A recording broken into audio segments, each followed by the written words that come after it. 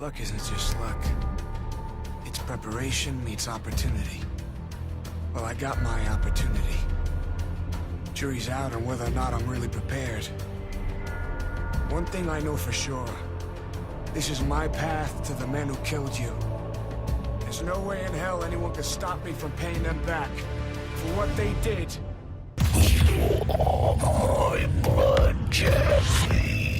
The Darkness is one of the best examples of how to adapt a comic book into a video game. Where most entries in the genre focus on grandeur and spectacle, The Darkness understands how to pace its levels with character beats, intense action, a genuinely gripping story, and one of the most haunting interpretations of New York City in recent memory. The Darkness stands out not just as a great shooter and a clever adaptation, but an inventive and engaging mob thriller. Always. You gotta call me in when I'm eating dinner. For those of you who have not read The Darkness comics, first published in 1996, allow me to summarize. The Darkness is one of the funniest comic series I've ever read. It is an adorable edgelord power fantasy for 14-year-old boys. The Darkness comic books tell the epic tale of mafioso Jackie Estacado. Jackie was born in an orphanage but adopted by the Franchetti crime family. Jackie is living the good life as a hitman for the Franchettis, and sleeping with every woman in town, except for his best friend and wingwoman Jenny Romano, who he sees as a sister. On his 21st birthday, a demonic power called the Darkness manifests inside him. Since the beginning of time, two primal forces of the universe have been at war, the Darkness and the Angelus, with each taking a human host every generation and gathering a force of human followers. The Darkness's followers are a military cult calling themselves the Brotherhood of the Darkness, who attempt to rescue/kidnap Jackie right as the Darkness is first manifesting. Jackie is having none of this, and runs away from this madness, relaxing the only way he can, trying to have sex. But it turns out that if he impregnates a woman, his next of kin will inherit the Darkness, and Jackie will die, which forces Jackie into a life of celibacy. Jackie does not take this well. How could this happen to me? I made my mistakes, got nowhere to run. The night goes on as I'm fading away. I'm sick of this life, I just wanna scream. How could this happen to me? This is far from the only crazy thing in the comics.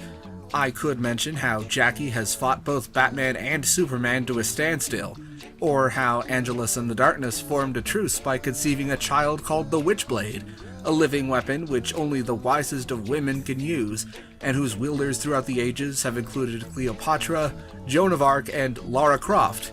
Yes, that one. Or how, after a gut-wrenching sequence where Jenny is murdered by the Franchettis, Jackie uses his power to rewrite the universe using 13 ancient artifacts so that Jenny is both alive and married to him. And in order for him to even get to that part, he has to murder his own daughter, Hope Pizzini. Yes, Jackie was able to have a daughter, and got around the no-sex rule by impregnating Sarah Pizzini with the Darkness's life energy while Sarah was unconscious. And since Sarah was the wielder of the Witchblade at the time, this means that Jackie forced the Darkness to rape his own comatose son. Jesus. I felt it was important to show just how crazy the Darkness comics can be, in order to establish the challenge facing Starbreeze Studios when adapting these comics into a video game. Not only was the source material downright surreal at best, but both the property itself and Jackie Estacado are nowhere near as well known as, say, Batman or Superman.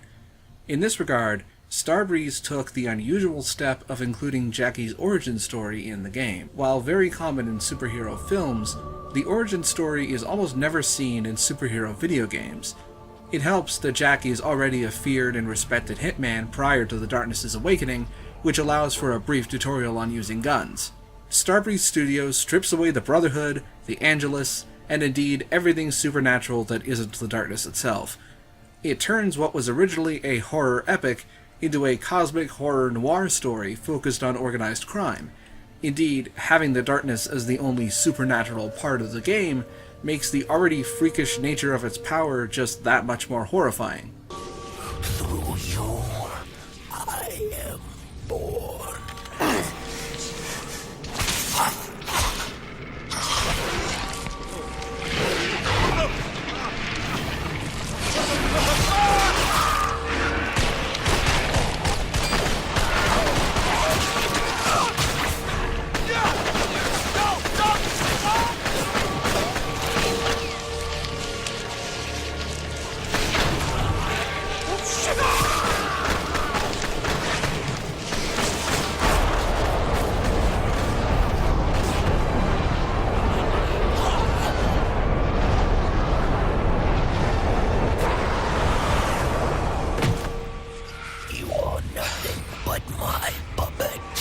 Starbreeze also takes the major characters and themes of the comics and explores them in ways uniquely suited to the medium, in a stripped-down adaptation of the first major character arc leading to the fall of Frankie and Polly Franchetti. Several characters, such as Aunt Sarah, Jimmy the Grape, Nicky Perucci, and Butcher Joyce, are, generally speaking, more subdued versions of their comic book selves. Polly Franchetti, meanwhile, is a combination of the two Franchetti Dons, Polly and his cousin Frankie.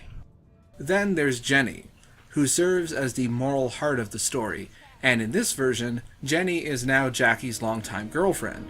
Normally, turning a friend into a romantic partner would be a source of controversy. However, since Jackie is no longer a womanizer in the game, I think it makes sense to show their relationship in a more intimate light. The game also removes the no sex rule from the comics, instead giving the more plausible explanation that, since Jenny was the one true love of Jackie's life, he simply can't bring himself to love anyone else. Happy birthday, Ratface. You're finally legal. On a purely technical level, The Darkness has not aged well. Textures are blurry, loading times are frequent even after installing the game on a hard drive, and the character's lip syncing, especially Jackie's, is awful. You remember Jenny, right? She moved to a new place around here. It's supposed to be by some ball court. You know where it is? However, The Darkness makes up for these flaws with an excellent lighting engine, great art direction, and a gripping atmosphere. The game moves away from the garish reds and oranges of the comics to an almost monochromatic color scheme that represents the grip that the mob and crooked cops have on New York City.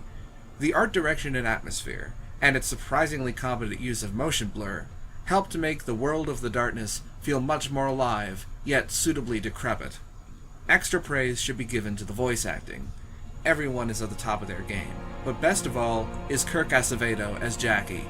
The man was born to play this role, and I cannot emphasize enough how much his monologues, which were simple text box asides in the comics, add to the atmosphere and intensity of the game.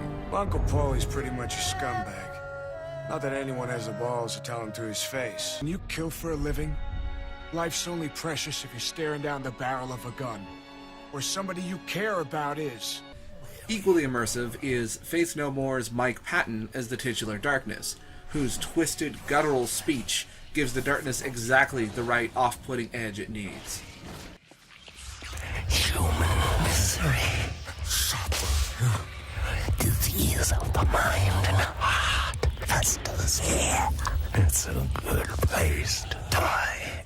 The Darkness focuses heavily on immersion. The levels almost feel like a small open world, akin to the scaled-down cities of Hong Kong and Paris in Deus Ex. The level design is smart and tight, with frequent backtracking that's designed to make the player feel comfortable with the streets of New York, rather than just padding out the game. The heads-up display is minimal, with the in-game map segregated to the pause menu.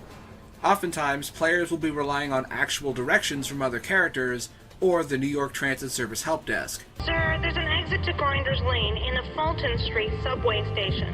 Just follow the signs. This is invaluable in making the game world feel like a real NYC in miniature. The Darkness is a console-exclusive first-person shooter, and as such, the combat focuses more on environment management than fast reflexes. Gunfights are also designed to discourage running out into the open, instead hiding in the shadows, as the Darkness literally feeds on the dark and is weakened by the light. Jackie has surprisingly little health, even on the default difficulty setting, and while his health can regenerate, it's dependent on his connection to the Darkness. If Jackie is caught in the light, he will die very quickly with no easy way to heal.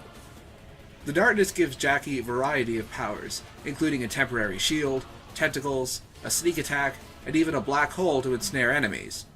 Also at Jackie's disposal are the Darkness's minions, Darklings, who can swipe at enemies, mow them down with a minigun, act as a living bomb, or destroy any lights in the vicinity.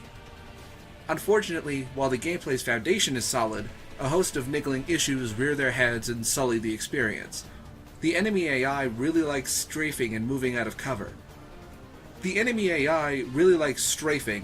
of cover.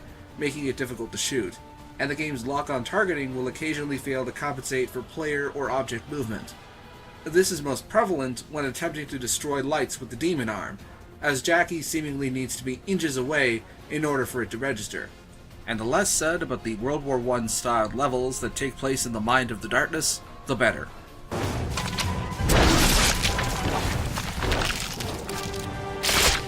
Even with its many flaws, The Darkness came so close to being my first ever 5-star review. It should be commended for its commitment to detail, storytelling prowess, and its willingness to redefine its source material to tell the best possible story. The Darkness may not be a faithful adaptation, but it is a commendable one. It's also a great example of both a console-exclusive first-person shooter and a rare video game entry into the world of supernatural noir. This Darkness should be embraced with open arms. The Darkness gets 4 delicious human hearts out of 5. So, have you played The Darkness? And if so, what did you think of it? Make sure to drop a comment below, and don't forget to leave feedback, subscribe to my channel, and if you're feeling really generous, why not contribute to my Patreon page? Join me next time, where we'll be playing The Darkness 2. Eventually. In between those 2 games, it's time to go back to the GameCube as we move into a spooky new house. See you later, folks.